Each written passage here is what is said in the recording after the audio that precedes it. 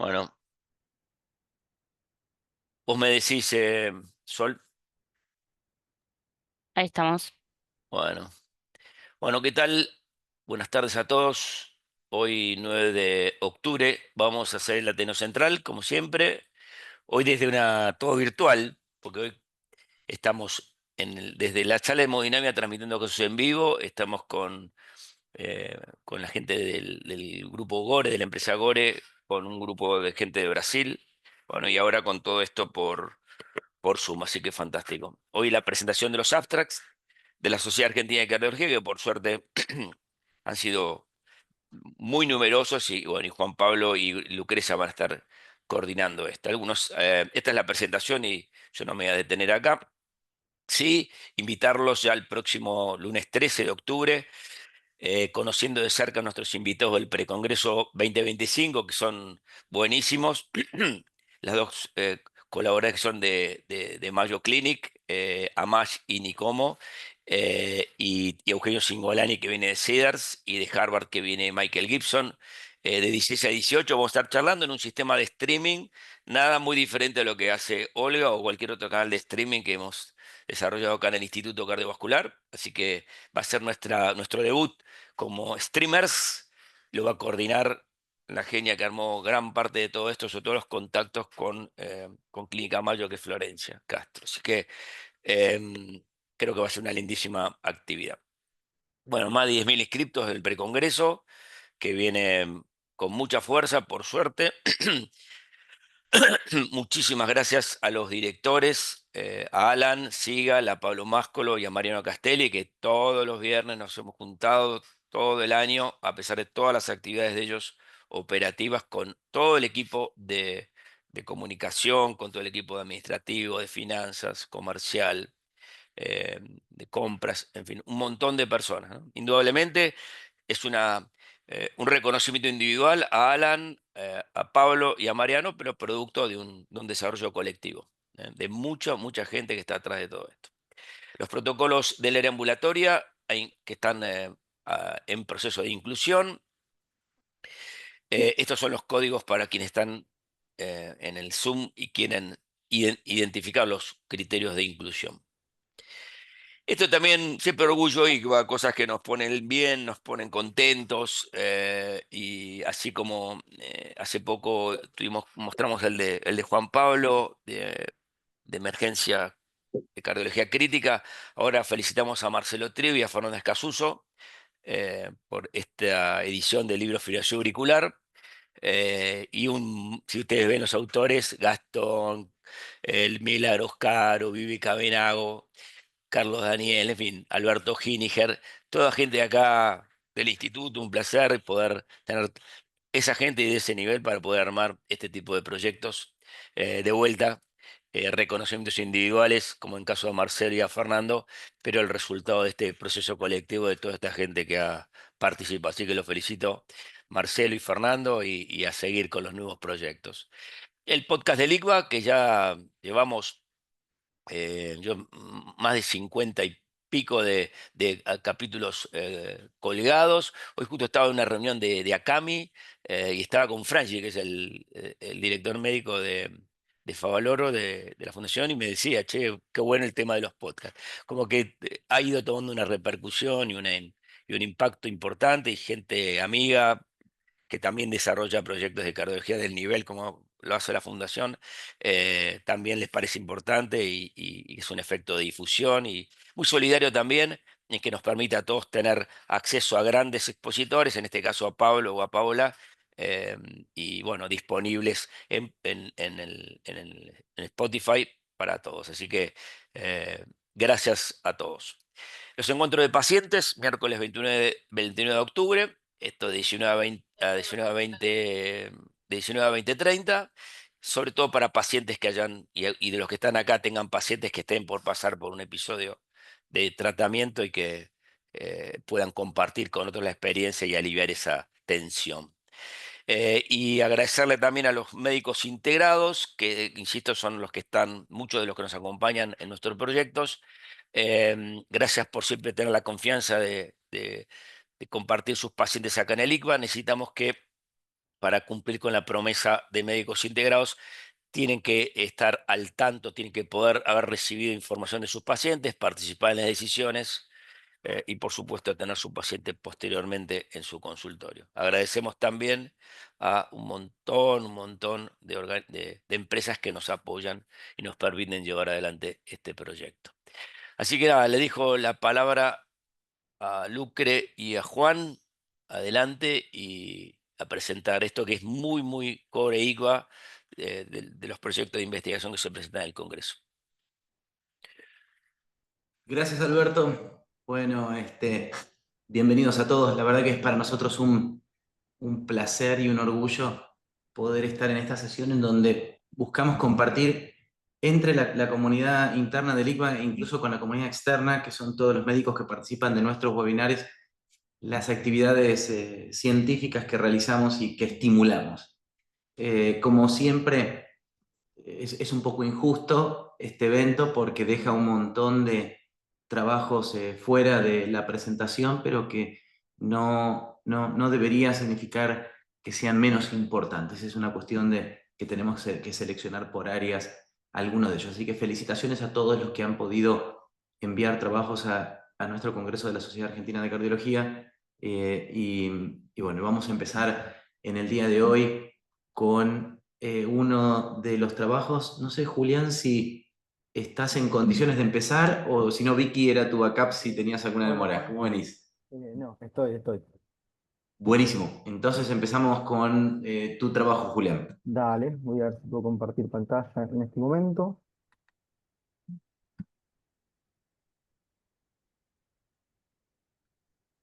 Mm, Bien. Bueno, La idea, Juli, es que vamos a tratar de presentar 4 trabajos totales, así que tenemos entre 8 y 10 minutos de presentación, que a lo mejor no son necesariamente los que tenés en el Congreso por tu trabajo, pero bueno, para que tengas ese tiempo y después hacemos perfecto. unos minutos de discusión que va a tratar de ser lo más constructiva posible. Vamos a tomarlo de esa manera. Siempre yo tengo que presentar uno y siempre a uno le genera estrés presentar por ver lo que me van Totalmente. a decir, tomémoslo, es constructivo. Dale, Julián, gracias, Perfecto. ¿eh? Bueno, entonces el trabajo nuestro se llama TAVI, Evolución, Crecimiento y Resultados en los últimos 10 años.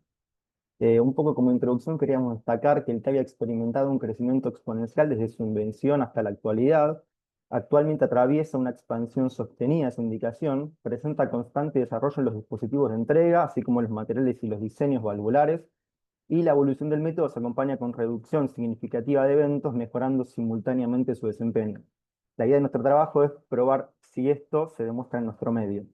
Estos son de estudios observacionales, en realidad son registros de datos de Estados Unidos y de Francia. El de Estados Unidos el primero con 270.000 pacientes y el francés con 85.000. Y esto nos da esa tendencia de aumento de la cantidad de casos sostenido año a año. Por otro lado, y en paralelo a esto, se observa reducción de los eventos duros, como es mortalidad de un año, 30 días e intrahospitalaria, un poco seguramente traccionada la mortalidad intrahospitalaria por el aumento de casos con menor riesgo y menor edad, pero bueno, en tanto la mortalidad intrahospitalaria a 30 días, vemos que eso va cayendo y eso es en contexto también de la mejoría de los operadores, la experiencia y la mejoría de los dispositivos. También, en coincidencia con esto, se ve reducción en la estadía hospitalaria en ambos trabajos, que empezamos con 7 días, actualmente tenemos aproximadamente entre 2 y 4, y esto está en relación tanto a la mejoría del procedimiento como el protocolo, como los dispositivos, obviamente. Como otra cosa que también ayuda a facilitar este tipo de procedimientos es el aumento exponencial del acceso femoral como principal método, dejando de lado en principio al que estuvo, que fue el transapical, que obviamente tenía mucha más morbo y mortalidad. Y también en relación con esto, otra cosa que hizo que se simplifique el procedimiento fue la utilización y la implementación de sedación consciente en lugar de anestesia general, y esto también relacionado a la disminución de la utilización de ecocardiograma transesofágico. Los objetivos de nuestro estudio, el objetivo primario es demostrar las diferencias en eventos entre dos cohortes sometidas a TAVI en periodos consecutivos, y los eventos evaluados fueron mortalidad intrahospitalaria, mortalidad anual, reinternaciones a 30 días y al año, colocación de marcapasos, complicaciones vasculares y ACV. y como outcome secundario, evaluar diferencias en la estadía hospitalaria entre ambas cohortes.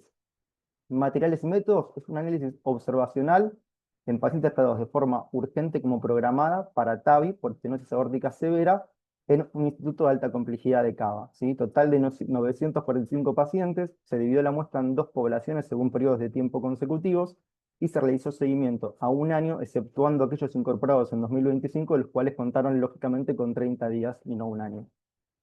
El análisis estadístico evaluó la distribución de los datos mediante la prueba de Kolmogorov-Smirnov, la cual no evidenció diferencias con respecto a una distribución normal. Posteriormente se utilizó una prueba de t-student, se consideró como significativa un error de tipo 1 menor o igual al 5%, y bueno, se usó un software SPSS.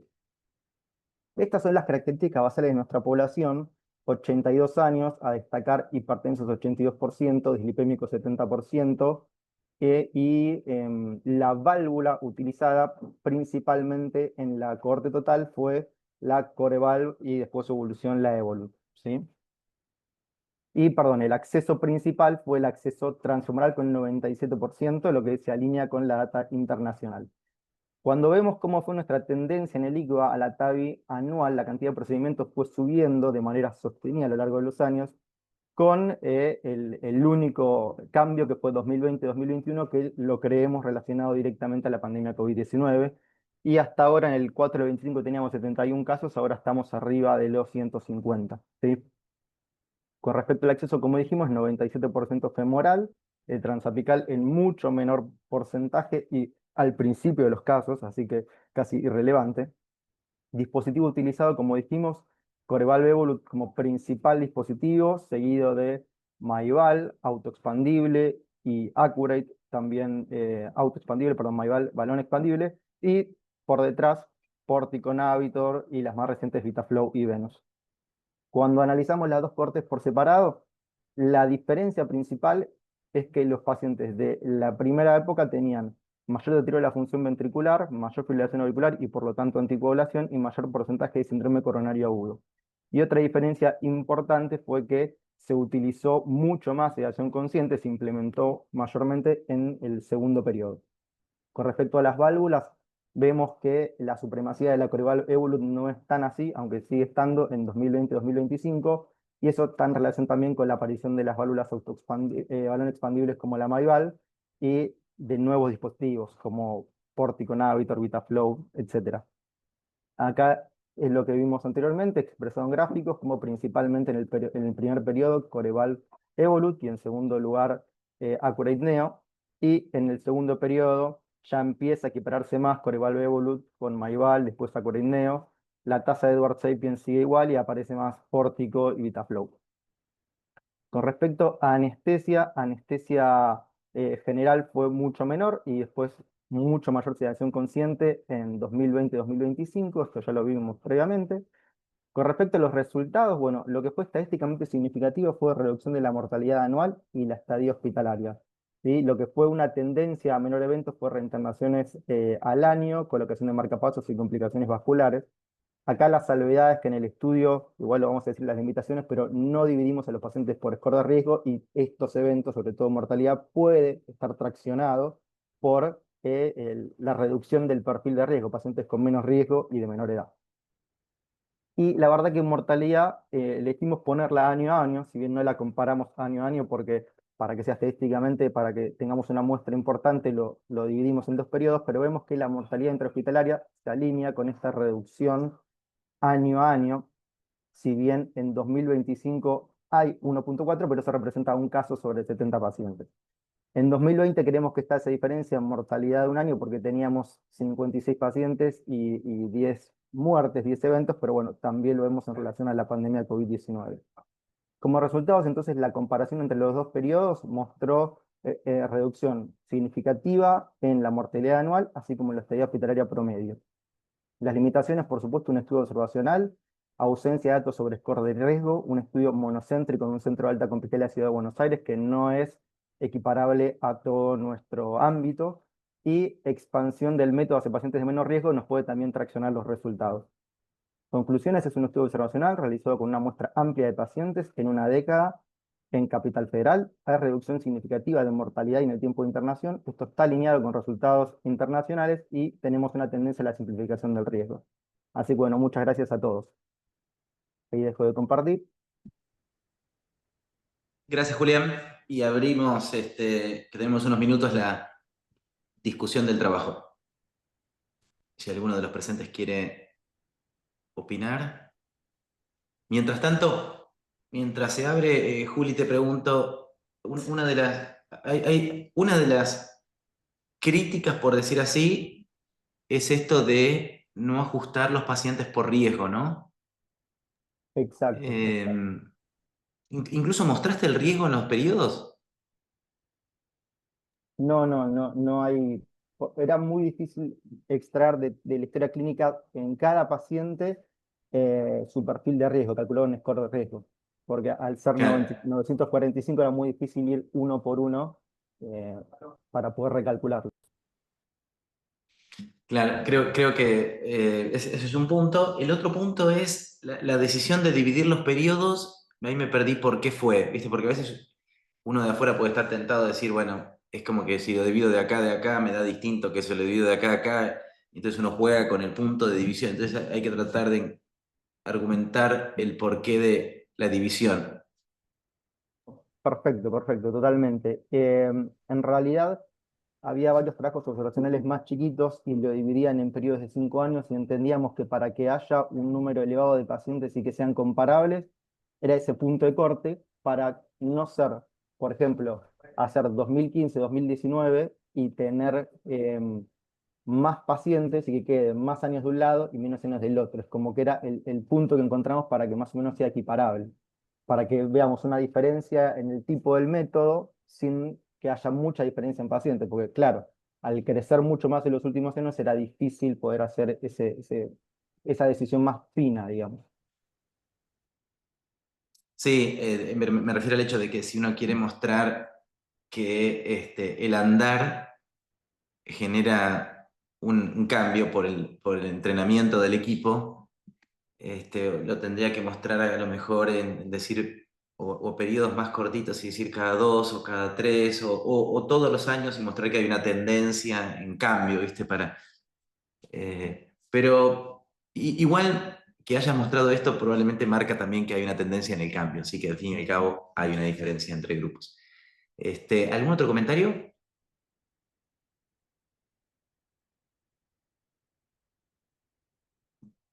Muy bien, creo que ahí estamos. Entonces, Juli, felicitaciones. Y Muchas como gracias, Juan. siempre, creo que la clave sería que este trabajo no termine, hiciste el trabajo, lo vas a presentar en el Congreso, que es la forma de mostrarlo entre pares, y que después se pueda transformar en un paper para que no quede solamente en la presentación del Congreso. Así que felicitaciones. Absolutamente. Muchas gracias, Juan. Bueno, María Victoria, gracias por la flexibilidad de estar ahí de backup de Juli si no podía llegar. Hola, Y ¿cómo si te andan? parece, te damos tu lugar ahora. Dale. Bueno, Muchísimas gracias, Vicky. mm,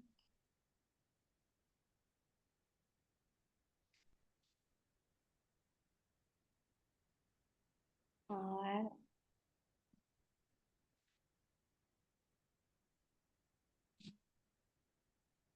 no sé si ahí se está viendo.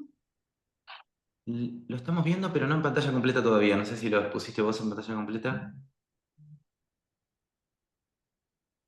Ahí, Ahora sí. perfecto. Bueno, la reserva de flujo miocárdico es el aumento potencial del flujo sanguíneo que se da secundariamente a la vasodilatación de las arterias intramiocárdicas con el fin de satisfacer las demandas metabólicas.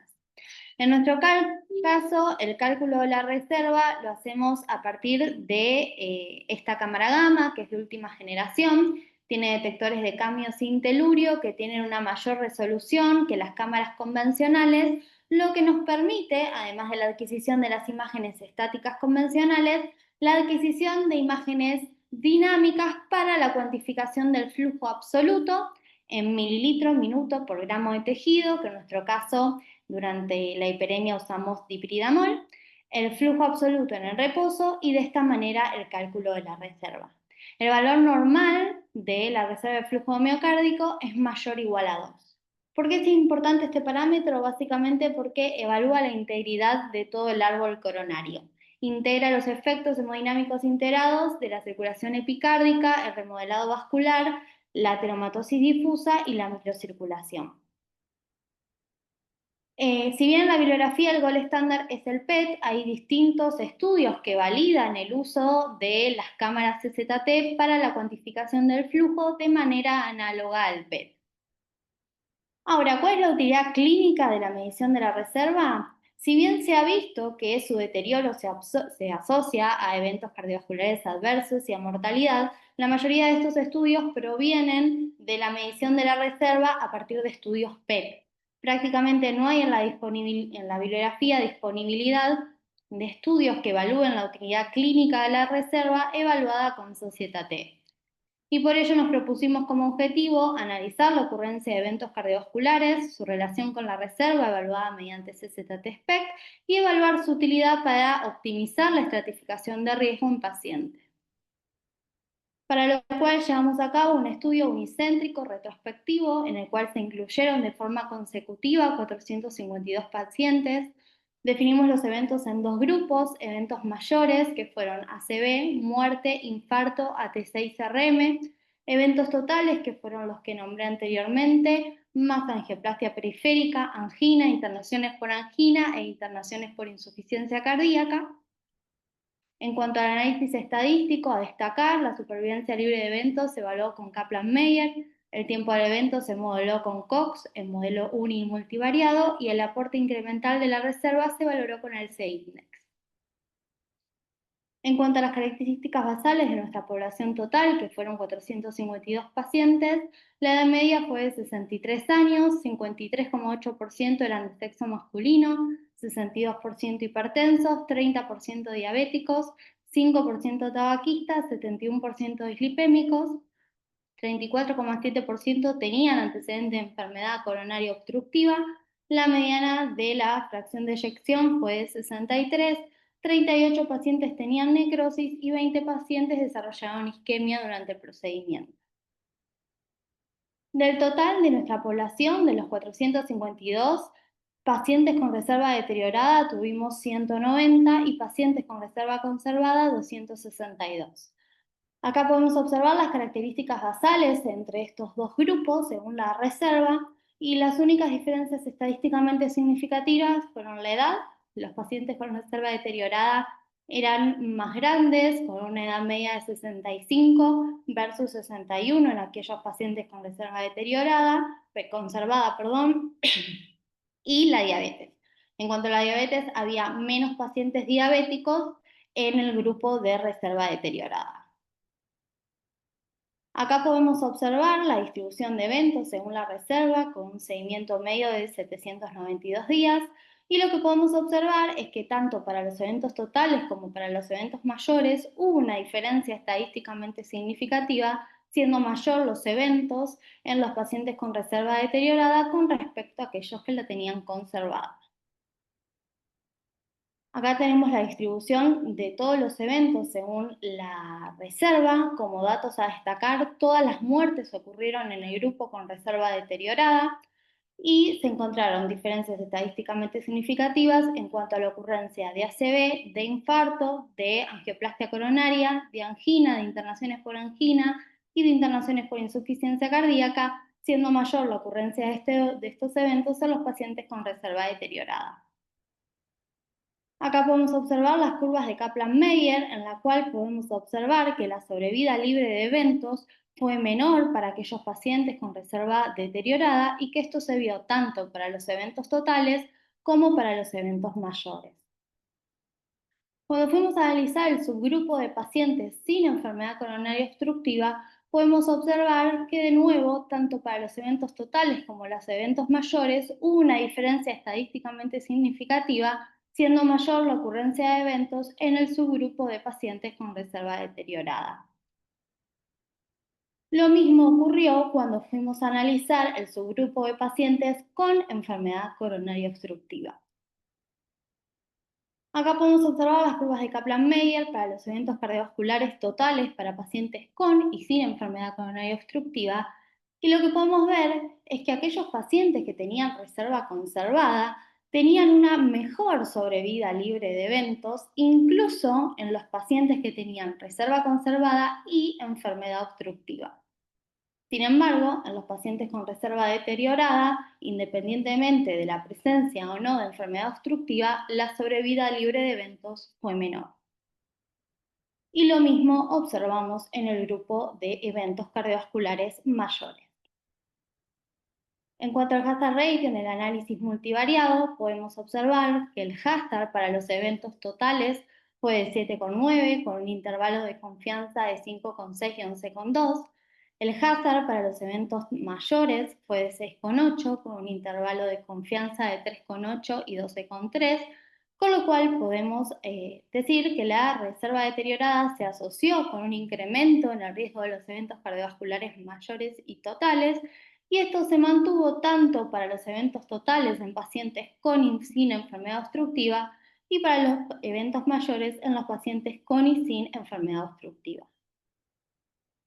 Por otro lado, podemos observar que cuando incorporamos al valor de la reserva en los modelos clínicos, que también contemplan los parámetros de perfusión convencionales, mejora significativamente la discriminación, y esto se ve reflejado en un aumento del C-index de 0,63 a 0,77 para los eventos totales cuando se incorpora la reserva, y de 0,77 a 0,84 para los eventos mayores cuando se incorpora la reserva. Con lo cual podemos afirmar que la incorporación de la reserva aporta un valor pronóstico incremental. En cuanto a las limitaciones, es un estudio retrospectivo realizado en un único centro monovalente. Como conclusiones, la enfermedad coronaria ha cambiado, hoy predominan formas difusas, no obstructivas y microvasculares, lo que exige que tengamos nuevas herramientas diagnósticas.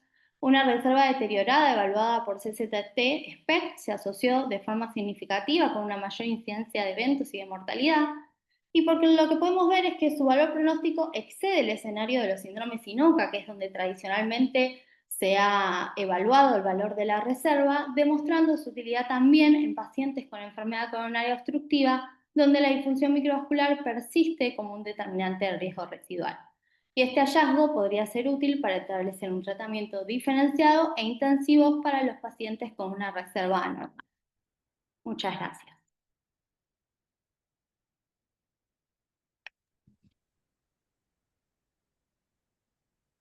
Felicitaciones, Victoria, y a todos los autores, que no alcancé a verlos porque lo pasaste muy rápido, ¿viste?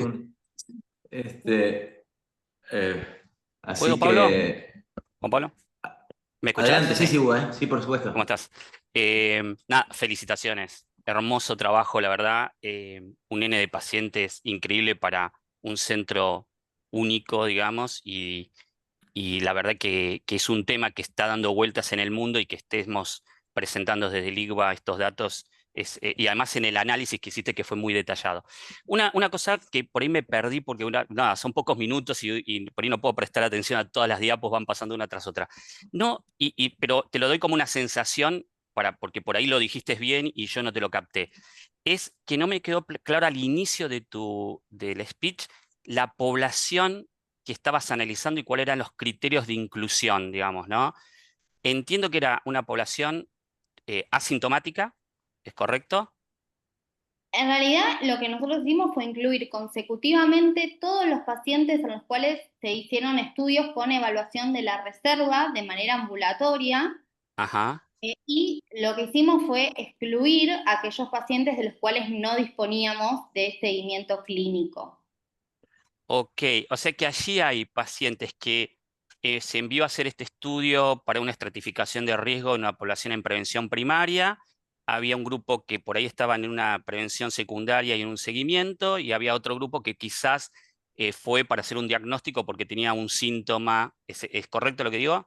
En realidad, la mayoría de los pacientes son pacientes que tienen síntomas, que sus médicos los catalogan, Y dentro de estos síntomas o eran sospecha de INOCA, porque eran pacientes que ya habían tenido estudios invasivos y habían descartado enfermedad obstructiva, o Ajá. persistían con síntomas a pesar de estar revascularizados. Por eso hicimos el análisis de los dos subgrupos, de los pacientes con y sin enfermedad obstructiva. Sí, eso lo había entendido, que era un 70% sin enfermedad obstructiva y un 30% con sí. No me había quedado claro el grupo de pacientes que estás evaluando. Entonces, quizás ahí eso habría que mencionar, decís, que Ok. en este perfil, qué población estoy encontrando, porque ahí yo, por ejemplo, yo me había perdido, no sabía si era alguien que fue a hacerse una cámara gamma y de paso ustedes le midieron la reserva de flujo y era por ahí alguien que lo pidió porque, no sé, quería estratificarlo de esa manera, aunque sea en prevención primaria, o porque era por un síntoma y, no, y quería hacer un diagnóstico. Quizás eso inicial estaría bueno. Ok.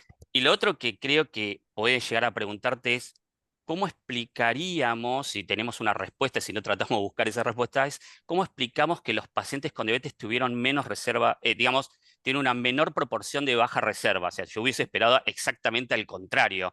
Nosotros también, cuando hicimos el análisis, mi teoría, ¿Tenemos una respuesta a eso, digamos, que podamos ofrecer? los pacientes No diabéticos entendí, están, Hugo. ¿Cómo? No los entendí la pregunta. pacientes Viste diabéticos, que en la tabla de características, sí, cuando compararon baja reserva con reserva normal, la proporción de pacientes con diabetes era menor en los de baja reserva, o sea que había más pacientes diabéticos con reservas normales que con reservas anormales. mi Y teoría es que hubiésemos esperado justo al revés, digamos, ¿no? sí, lo analizamos y mi teoría es que los pacientes diabéticos están muy bien tratados. Están ¿Lo con, seguíamos nosotros? claro, No, están por con eso. buena dosis de estatinas, suelen tener, Eso no te va a funcionar No, contra es más, el puede que ser está en la perjudicial, SAC. puede ser perjudicial. no, Te pero de haces amigo verdad, de Hugo. claro. En las medidas higiénico-dietéticas que tienen incorporadas los pacientes diabéticos, por ahí no son las que tienen incorporada la población general. Y están tratadas con buenos niveles de estatinas, con el LDL lo más bajo posible, da palifosina, y yo creo que todo eso interfiere el tratamiento médico óptimo, más las medidas higiénico-dietéticas en que tengan una mejor reserva. Sí. Tenés que tener una, después de terminar, si viene esa pregunta, una foto de Hugo que suba así al PowerPoint. No, No, pero verdaderamente, cuando nosotros estudiamos el grupo nuestro, Hugo, aún los que tenían una reserva mala, no tenemos un segundo estudio, pero cuando los agarraste vos, en el seguimiento a 5 años no tuvimos eventos. O sea que la verdad que están bien tratados. sí, me llama igual la Sí, atención, ¿no? Pero sí. bueno, nada, pensemos eso, digamos, de qué responderíamos eso, porque realmente llama mucho la atención, digamos, ¿no? Pero bueno, nada, interesante. Por ahí no sé Igual si no en la tabla, afecta, por eso. Hugo, no afecta no sé si afecta No, eso el resultado, ¿no? no, de hecho, nada. Pero digo, la pregunta puede salir, ¿no? Y digamos, para tener una respuesta propia que no nos sorprenda, pero veo que ya lo estuvieron ahí craneando un poco. No, Sí, no porque recuerdo lo vimos y nos llamó la sí, no atención. recuerdo si en la tabla uno tenías también el porcentaje de pacientes con obesidad. No. No, ok. Nada, porque por ahí estaba desbalanceado y todos esos pacientes con diabetes que se enviaron no tenían tanta obesidad. Bueno, no sé, para darle otra vuelta, digamos, ¿no? Pero bueno, nada, el tema era si lo tenían en foco por si alguien lo preguntara, ¿no? No, felicitaciones, muy lindo. Gracias. A mí lo único que me dio la sensación, Vicky, es que había mucha info en la presentación. Eso es lo único que me dio la sensación, ¿viste? Entonces, para el que no conoce el trabajo, era como... entonces, después hubo combinaciones que tampoco me dio la sensación de que estuviesen como este, prefijadas en tu introducción, ¿viste? Ok. Era el análisis de... Porque vos no te preguntaste, un objetivo podría haber sido, si, no sé si lo dijiste, si agrega a los scores. A lo mejor pueden ser dos trabajos, no para generar más información, sino para poder generar menos confusión. La reserva por sí sola predice eventos y predice este tipo de eventos. Tomada con el sesgo de que fue tomada en esta población, en población que el médico de cabecera por alguna razón decidió mandarlo a hacerlo. Esa es la validez externa de tu trabajo. Bueno, eso es lo que pasó. Eso es gente que me manda a hacer a mí los estudios y yo encuentro esto, ¿no? Ale, ¿vos querías decir algo Juan, más? no, Saliste esto a está defender y en... después te No, no, ocultaste. no, me parece bien lo que dijiste vos de las diapositivas, por ahí hay que reestructurar y poner también que el C-index, lo que pasa es que el C-index se hizo al final del análisis estadístico, entonces uno podría decir, bueno, y una de las propuestas fue ver si algo cambiaba, me parece que no es hacer las cosas mal, sino me parece que está bueno ponerlo en la introducción. Y la segunda cosa es que esto va en consonancia con lo que está publicado en todos lados. Entonces, por ahí, bueno, eso le da validez al hallazgo, nada más, ¿no? Me parece que las diapositivas, por ahí habría que sacar alguna del método, pero no sé, ¿cómo lo viste vos? ¿Que estaba demasiado denso? No, no, de vuelta, me parece que tiene que ver con, viste, cuando uno lo ve por primera vez y parecía como mucha información y entonces uno podría como simplificarle, decir, quisimos ver esto, encontramos esto.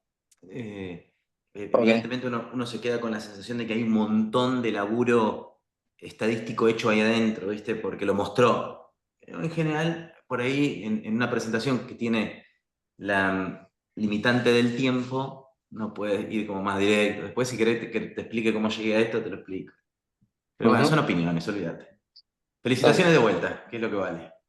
Esto Gracias. pasó por Prisa, ¿no? De prisa por prisa. Es una broma. Porque, no, pero hablando en serio, es bueno recalcar que todos estos trabajos fueron evaluados por el Comité de Ética de Investigación, donde Alejandro Mereta es nuestro presidente y estamos orgullosos de eso, y por eso le hacía la broma a Alejandro. Y para pasar por el Comité de Ética de Investigación, la legislación de la Ciudad de Buenos Aires obliga a que se carguen en un sistema único, que los puede ver el Comité de Ética Central. Ese es PRISA. Mm. Realmente entendemos que es una forma saludable, más allá de que es obligatorio, saludable de hacer las cosas. Así que felicitaciones a todo el grupo, Ale y Victoria. Gracias. Si les parece, por una cuestión de tiempo, pasamos al trabajo que va a presentar la doctora Sol Kersten. Sol, ¿estás por ahí? Hola, ¿qué tal? Buen día. Ahí No te me anda la escuchamos. cámara. No te vemos, pero te escuchamos. Bueno, pero estoy. Estás, Bueno, estás. voy a compartir pantalla entonces. Avísenme si se ve bien. Ahora sí. Sí. Perfecto. Bueno, vamos a presentar el siguiente trabajo. Voy a presentar el siguiente trabajo que es valoración cardiovascular en pacientes con diabetes asintomáticos, un análisis de daño estructural, funcional y aterosclerosis subclínica. Estos fueron los autores del trabajo. Bueno, para comenzar a modo de introducción, sabemos que la diabetes es una de las principales enfermedades crónicas no transmisibles a nivel mundial, con un impacto significativo en la morbimortalidad cardiovascular. Dentro de esta población, las enfermedades cardiovasculares son hoy en día la principal causa de muerte, a pesar de los avances farmacológicos y las estrategias de prevención. Entonces, sabemos que la correcta evaluación cardiovascular de estos pacientes hoy en día continúa siendo un desafío. Entendiendo este contexto, es que nuestro objetivo fue evaluar la prevalencia de alteraciones estructurales y funcionales cardíacas y enfermedad aterosclerótica subclínica en pacientes con diabetes tipo 2 asintomáticos sin eventos previos. Un poco para tener en cuenta las definiciones que utilizamos en nuestro trabajo, consideramos como alteraciones estructurales cardíacas a la prevalencia de la hipertrofia ventricular izquierda por medición del índice de masa de ventrículo izquierdo y la prevalencia de aurícula izquierda aumentada. Después, alteraciones funcionales cardíacas al incremento de la presión de fin de diástole, medido por el cociente E sobre E', y la prevalencia de la fracción de eyección menor al 50%.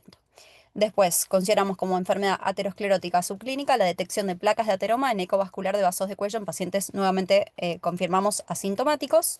Y por último, la presencia de isquemia miocárdica fue evaluada por pruebas funcionales, es decir, cámara gamma. En cuanto a los materiales y métodos, este estudio fue un estudio observacional de diseño transversal realizado desde febrero de 2023 hasta febrero de 2024. Y la población que estudiamos fueron pacientes con diabetes, sin eventos cardiovasculares previos y asintomáticos.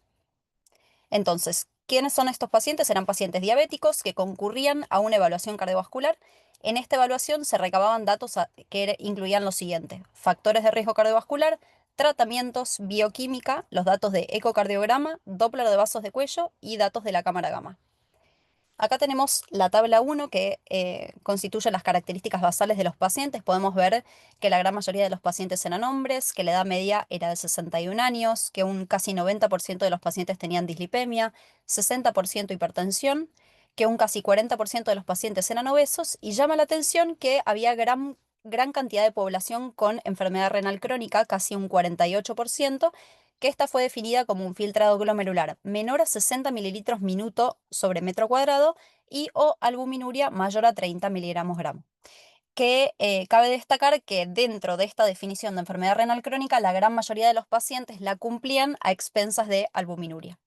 Y sabemos que la tasa de evolución o los años de evolución de los pacientes con diabetes era alrededor de 10 años. En cuanto a cómo venían tratados para su diabetes, podemos ver que solamente un 5% aproximadamente utilizaba insulina, que un 5% utilizaba agonistas de GLP-1, y llama la atención que teniendo tantos pacientes con enfermedad renal, solamente un 11% de los pacientes se encontraba tratado con glifosinas. Acá tenemos una tabla de los parámetros de laboratorio de nuestros pacientes. Podemos ver que la media de hemoglobina glicosilada de estos pacientes era alrededor de 6,9. Y que, bueno, como mencionamos previamente, el RAC mayor a 30 era casi un 50% de la población, un 43% para ser más exactos.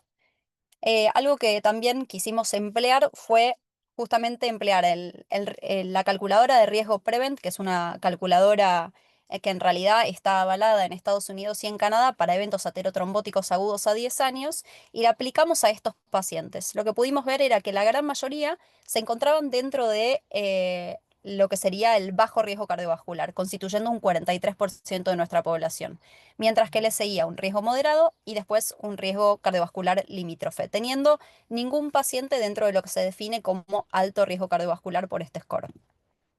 Bueno, en cuanto a los resultados, recordamos cuáles eran nuestros objetivos: las alteraciones estructurales, funcionales, la enfermedad aterosclerótica subclínica y la presencia de isquemia miocárdica. Podemos ver entonces que en cuanto a las alteraciones funcionales, solamente un 3% de los pacientes tenía una FEI menor al 55% y un 2% presentaba un cociente E sobre prima mayor a 14. En cuanto a las alteraciones estructurales, podemos ver que la mediana el área de la aurícula izquierda era de 19, mientras que el índice de masa de ventrículo izquierdo anormal constituía solamente en un 5% de los pacientes. Después, en cuanto a la evaluación de la tenomatosis subclínica y la isquemia silente, podemos ver que un 16% de los pacientes presentaba placas a nivel unilateral en el Doppler carotidio y un 53% presentaba placas bilaterales.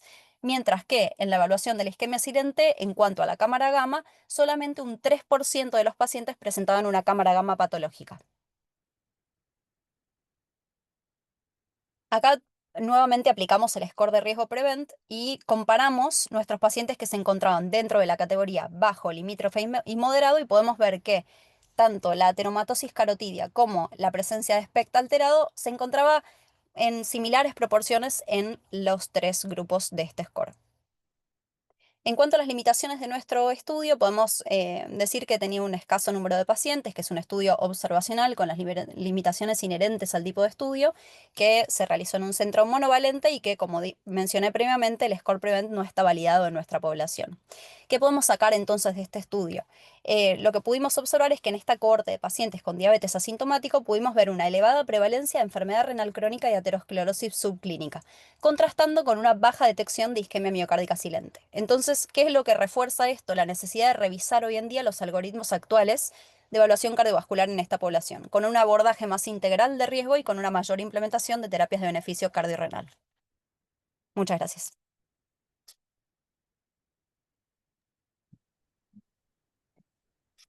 Excelente, Sol, Estoy intentando excelente. salir. Estás pretendiendo salir, pero no salís. Sí. Primero te digo que no sé quién. Felicitaciones, dicho de otra manera, felicitaciones por la estética de tu presentación. Envidiable, envidiable. Eso no le quita valor al contenido de tu presentación. Para no monopolizar, ¿alguien quiere hacer algún comentario?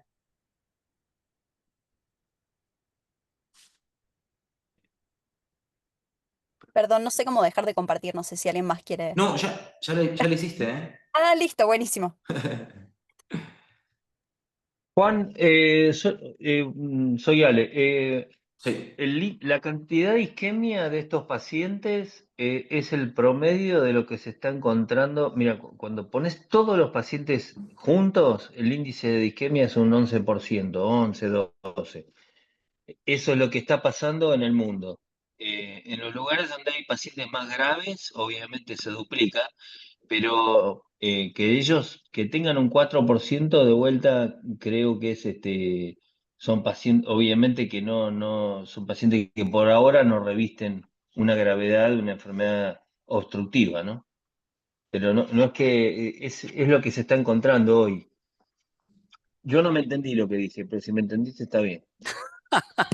Creo que te No, entendimos, Ale. yo creo que sí, creo que sí. No, lo que a mí me parece, felicitaciones Sol, comparto lo de la estética que es espectacular y todo suma, ¿eh? El contenido es lo que vale, por supuesto, pero esa Gracias. estética le da un valor, un plus agregado. Me parece que lo hiciste sólida, entendiendo tu trabajo y así que todo eso me parece bien. Quiero rescatar simplemente esto que dijiste, Ale, que me parece que nuestro mensaje como cardiólogos con este trabajito pequeño y humilde, digamos, en N, es que muchas veces si a los cardiólogos le preguntás cómo evaluar a tus pacientes con diabetes y casi todos, o no sé, no quiero decir casi todos, muchos piensan en estudios funcionales, ecos 3, cámara gamma. Y esto es lo que nos dice, che, mira, esta población, aunque la mitad tenía albuminuria elevada, la verdad que el rédito que te puede dar una prueba funcional es bastante bajo. Quizás tenemos que hacer foco en esto, ¿no? El manejar el riesgo apropiado y demás. Así que me parece que aporta un poco eso el trabajo, Sí, ¿no? va Así que me parece va de la mano del diet, ¿no? O sea, tal cual. se vuelve a encontrar lo mismo que el diet 2. Yo creo que son distintas etapas y distintas cargas de enfermedad aterosclerótica, así como cuando hacemos un estudio anatómico en un paciente que es diabético, decimos, bueno, este va y tiene enfermedad, este va a cirugía, Claro. porque ya sabemos que, digo, me parece que son etapas más tempranas en donde todavía con estos métodos no nos aporta nada, como está diciendo vos, por ahí habría que buscar otras cosas que lo reclasifiquen, ¿no? Perfecto. Bárbaro. Sí, estoy de acuerdo. ¿Algún otro comentario?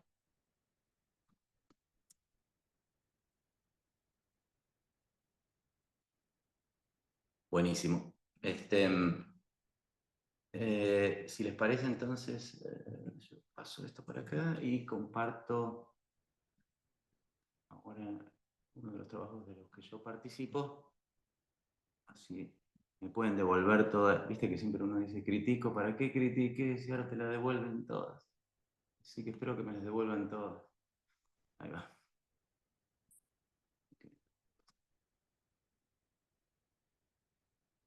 Veo el auditorio muy callado, muy demasiado benevolente. Se van a activar ahora, seguro. Ahí comparto yo.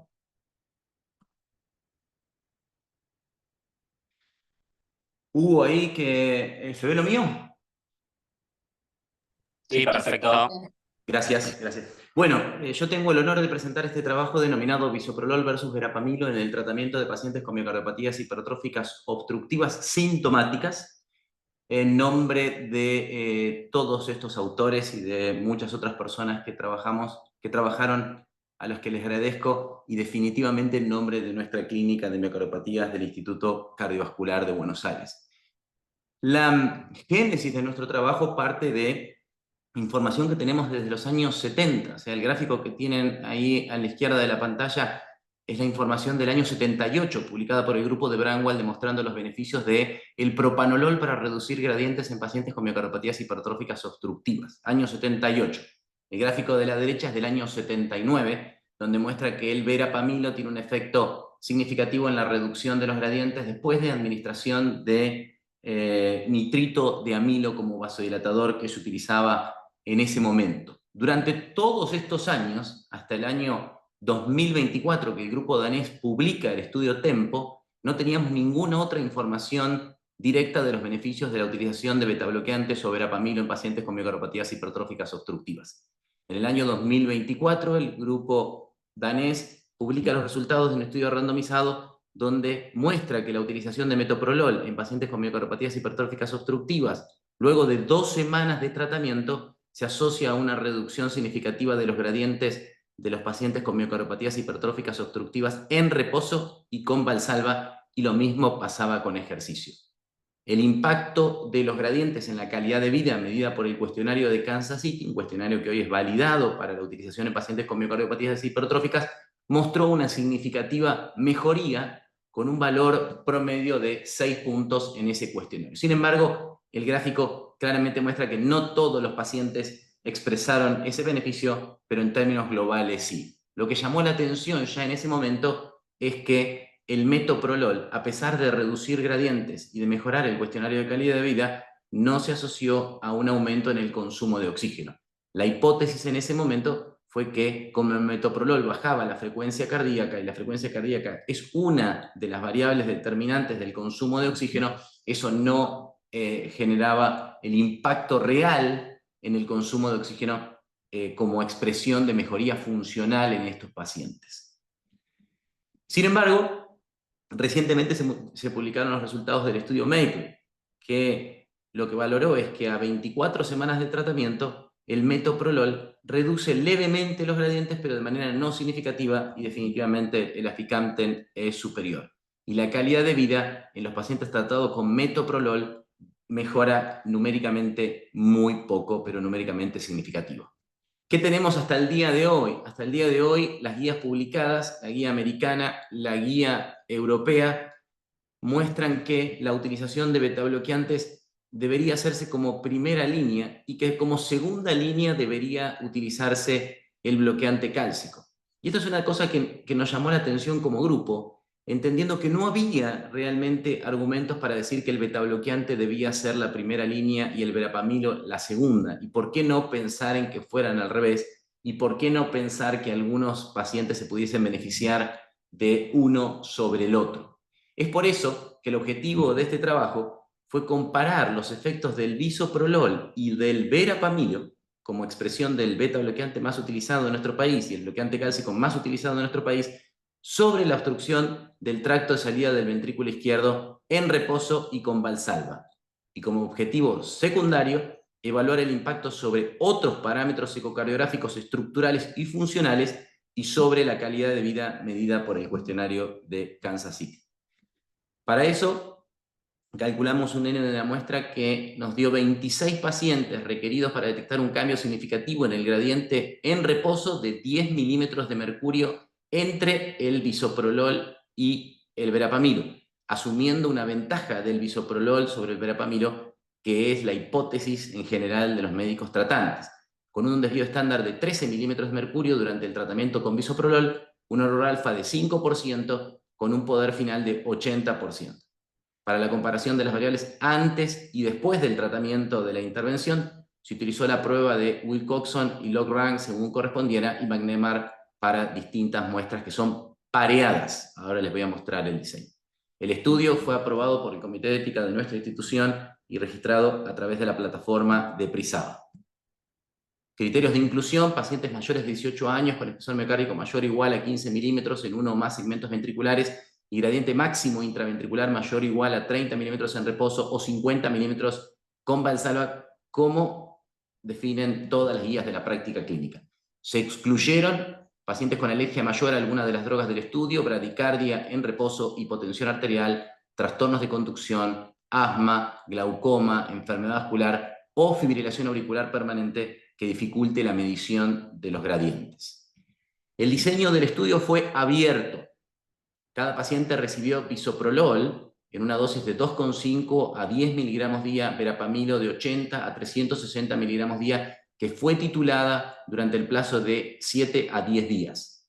A pesar de que el estudio fue abierto, la valoración ecocardiográfica fue ciega al tratamiento que estaba recibiendo el paciente. Como este es un estudio antes-después, el gráfico muestra que los pacientes estuvieron libres de betabloqueantes o bloqueantes cálcicos durante 2 semanas, en el caso de lo que los vinieran recibiendo. Y fueron randomizados a recibir 2 semanas de tratamiento con bloqueantes cálcicos o 2 semanas de tratamiento con betabloqueantes, posterior a lo cual se realizó el ecocardiograma de control. Luego tuvieron 2 semanas de periodo de washout para liberarse completamente de la droga que venían recibiendo y 2 semanas de titulación de la nueva droga para poder comparar. Es decir, que cada paciente se comparó con sí mismo. Cada paciente se comparó con sí mismo. Para el cuestionario de calidad de vida utilizamos el cuestionario de Kansas City simplificado de 12 puntos, que hoy ha sido validado para la utilización de pacientes con este tipo de miocardiopatías. El cuestionario nuevamente fue realizado luego de las 2 semanas de periodo de washout, luego de las 2 semanas de utilización de la primera droga y luego de las 2 semanas de utilización de la segunda droga. ¿Cuáles fueron las características basales de nuestros pacientes? Pudimos incluir en un plazo de 1 año los 26 pacientes, la mayoría del sexo masculino con una edad media de 58 años, en clase funcional 2, el 80%, y clase funcional 3, el 20%. La mayoría de nuestros pacientes, el 53%, no tenían ningún tratamiento antes de comenzar el estudio. El restante 30% recibía betabloqueantes, de los cuales hicieron washout, y 4 pacientes recibieron bloqueantes cuálticos, de los cuales también hicieron washout. Las características ecocardiográficas basales muestran un septum de 17 milímetros, una pared posterior de 13 milímetros y una fracción de eyección del 60%, con una aurícula leve a moderadamente dilatada, ajustada por superficie corporal, y patrones ecocardiográficos hemodinámicos que muestran gradientes en reposo de 70 milímetros en mercurio, gradiente con Valsalva de 114 milímetros de mercurio, con una relación E' de 14. Y ahora sí, vamos a nuestros resultados. Los resultados mostraron una reducción del gradiente en reposo con verapamilo de solo 6.5 puntos de milímetros de mercurio, y una reducción del gradiente con verapamilo con Valsalva de 15 milímetros de mercurio.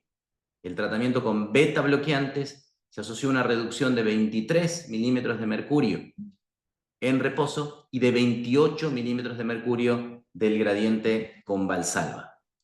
El análisis individual de los pacientes parece mostrar que la reducción con bisoprolol se vio en la mayoría de ellos, sin embargo no en todos. Son pocos pacientes, son 26, pero las gráficas muestran que a pesar de que la mayoría descienden los gradientes, hay algunos pacientes en los cuales no se modifica o registramos un aumento del gradiente cuando pasaron de washout a bisoprolol.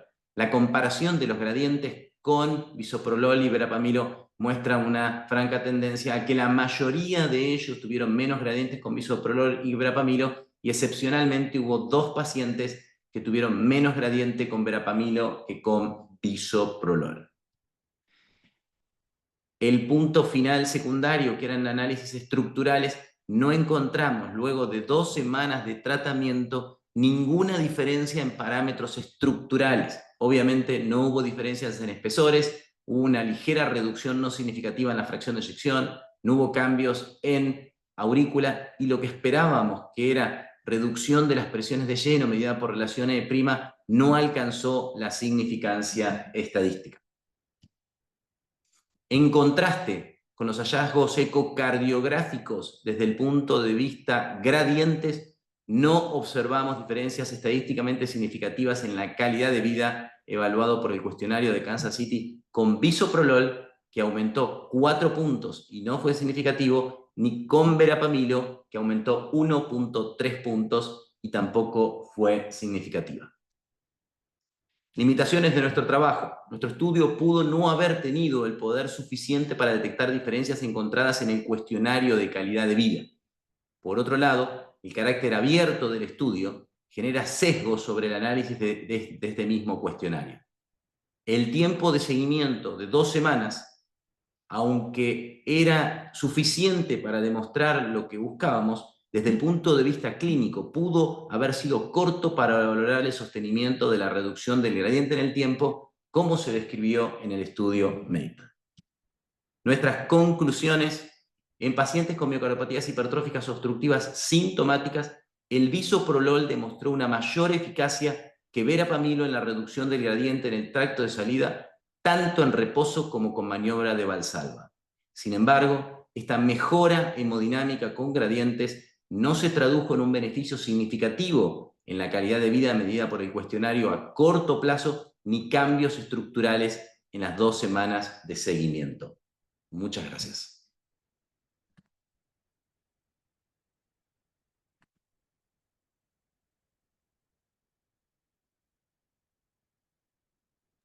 Muy bien. Voy Y yo, Juan Pablo, si quieres. adelante. Muy bueno, felicitaciones, la verdad. Muy interesante más el diseño. eh, la verdad que pocas veces recuerdo en una institución hacer un diseño de esta complejidad que a veces requiere, ¿no? El washout y reiniciar otro fármaco y demás. Por ahí lo dijiste, pero yo me perdí y no lo escuché, así que perdón si ya lo dijiste. Dosis promedio de viso y verapamilo alcanzados. No lo pusimos, la dosis promedio de bisoprolol fue 7,5 miligramos, la dosis de verapamilo fue 180 miligramos de promedio.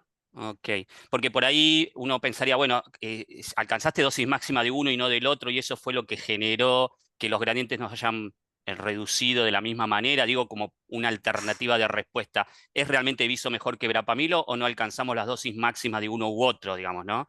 Porque ahí lo que veo es que... Definitivamente. Ahí tengo unas diapositivas de backup para mostrar que hicimos un análisis. La frecuencia cardíaca promedio con bisoprolol fue de 55 latidos por minuto. La frecuencia cardíaca con verapamilo fue de 62 latidos por minuto. Y eso fue significativamente diferente. Claro, hay que ver si Entonces eso uno, impacta clínicamente, digamos, ahí en los está. hallazgos, ¿no? Entonces analizamos cómo, pero no lo pusimos por una cuestión de no sobrecargar, analizamos cómo impactaba la frecuencia cardíaca en el cambio del gradiente. Mm, Y vimos que el impacto no es significativo. Es decir, ok, que la reducción del gradiente, de acuerdo al análisis, no parece explicarse por esos la 5 puntos de frecuencia cardíaca. diferencia en la frecuencia cardíaca. Buenísimo. Incluso el verapamilo parece depender mucho menos en la reducción del gradiente de la frecuencia cardíaca de lo que pasa con el bisoprolol. Pero sí, es Interesante. un excelente punto que marcas. Y después lo otro es, sé que son poquitos pacientes, pero sería interesante entender cuáles eran las características de esos no respondedores a aviso. No sé si llegaron también a poder mirar eso, son pocos pacientes, entiendo, pero si había alguna característica que te hacía sospechar, bueno, este puedo detectar que va a ser un no respondedor.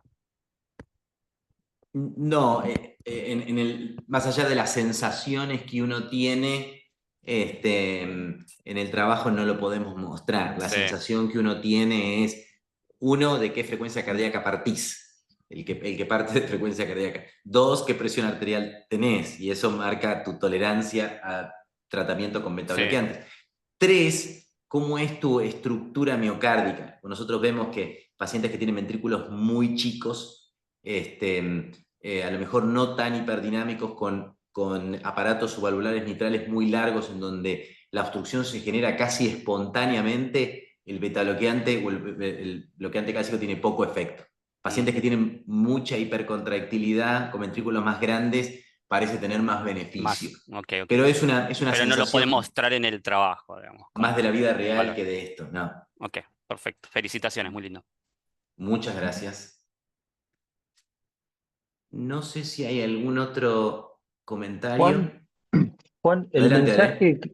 el mensaje clínico, entonces, me parece que, por lo menos con estos pacientes, uno podría aventurar que uno puede empezar con cualquiera de las dos cosas, pero probablemente debería empezar con beta bloqueantes.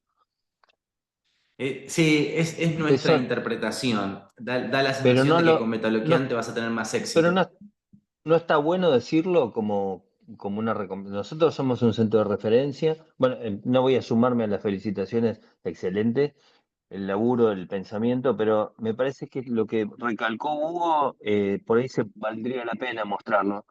La introducción fue buenísima, pero por ahí te podés ahorrar algún poquito de alguna cosa ahí. Y esta conclusión de que la frecuencia cardíaca no es la responsable, aunque uno lo podría pensar, me parece interesante mostrarlo. Y lo que te decía, que el mensaje del IGUA, de los que están haciendo del grupo de micropatías, dice, miren, Elijan probablemente el bisoprolol, porque en estos pacientes no fue mejor y cualquier cosa pueden cruzarse, porque si se cruzan, lo que te quería preguntar es lo que no respondieron al viso, ¿respondieron al verapamilo en el cruce? Bueno, es una buena pregunta. Encontramos solamente 2 pacientes que tuvieron una mejor respuesta con verapamilo que con bisoprolol, que también Digo, pero por ahí, claro, por ahí vos empezás era con viso y decís, bueno, con viso no me fue bien, me cruzo el verapamilo porque en estos pacientes, por ahí son pocos, pero en estos pacientes en donde no me va bien con viso, que sería como la primera línea, digamos, por lo que mostraste y por lo que está escrito, pásense el verapamilo porque tienen tal posibilidad de que les vaya mejor. Sí, sí. Para que vos te des una idea, de los 26 pacientes, solo 3 se quedaron, porque ¿con qué se quedaron los pacientes después? Claro, Solo 3 pacientes se quedaron con verapamilo y el resto se quedó con betabloqueantes, porque era bueno, bueno, es el 3%, con qué es elegir el quedarse. 10%, es el Eh, 10% de 26, ¿no? No es bueno, poco. claro, definitivamente, o sea, pero quiere decir, hay pacientes que van mejor, hay pacientes que van parecido. La mayoría de los pacientes van mejor con betabloqueantes que con verapamilo, pero el hecho de, las guías de la práctica clínica, como vos decís, lo que te dicen es, agregar verapamilo y a veces parece que lo que hay que hacer es cruzarse, estoy de acuerdo. Buenísimo el trabajo y el tiempo no lo tomé. ¿Cuánto duraste? No, yo tampoco me lo tomé, pero me parece que Me me fui un poco pareció, largo. me, me pareció largo el tiempo, Sí, sí, estoy de pero acuerdo. no lo tomé yo. Fíjate en la grabación, pues esto se está grabando. Fíjate cuando empezaste y cuando terminaste. Sí, sí. Gracias, Ale.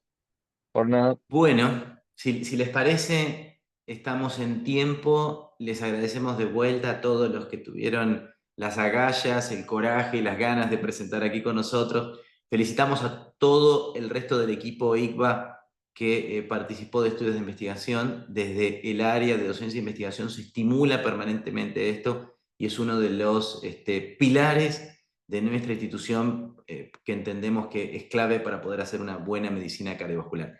Gracias por compartir con nosotros y nos vemos la semana que viene. Hasta luego. Hasta luego.